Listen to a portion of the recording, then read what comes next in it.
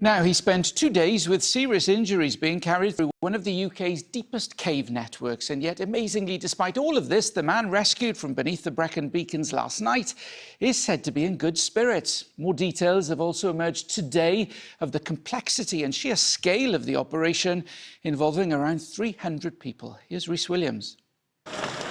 It was the sight everyone had been hoping for. A 4x4 transporting the caver from Penwyllt to hospital. For the rescuers, relief and pride that their community pulled together so effectively. We look after each other. We're an extended family, effectively. It's a much quieter day here in Penwyllt, although there are crews of cavers still working hard at the top end of Ogof Ffynnon Ddu to retrieve the huge amounts of kit and equipment that was used in that rescue over the last few days. So the work does continue. However, the overriding sense of emotion here certainly is one of relief. It was on Saturday that the man entered the cave system through this extremely narrow door, known as the Cwm Dŵr entrance. Only a short distance into the cave, disaster struck. He's a very good caver. Just luck wasn't on his side that day. It was only a boulder that moved, that hadn't moved for centuries. It decided to move that day. Very strong character, superb caver, knew what he was up against, but he was injured. And badly injured. He had snapped his leg, had a broken jaw, as well as other injuries to his chest. It was immediately clear to rescuers he wouldn't be able to go back the way he came.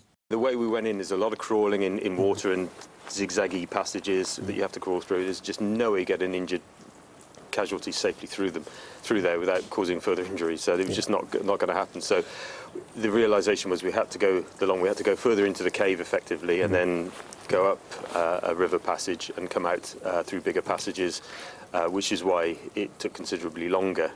The lower part of Ogof Ffynnon Ddu is known for its waterways. To cross this complex section, an inflatable stretcher was used. The badly injured caver, in terrible pain, had to endure more than 50 hours strapped to this piece of equipment, with some remarkable obstacles to overcome.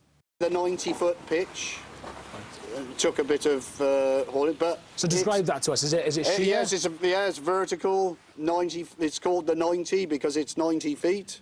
And it provides a bypass for rescue. And he actually went up that horizontally and ready to then go off from the top. And the next group of people would have been waiting so that when he came off the top of that pitch, they were ready to start moving him down the passage to keep the momentum going.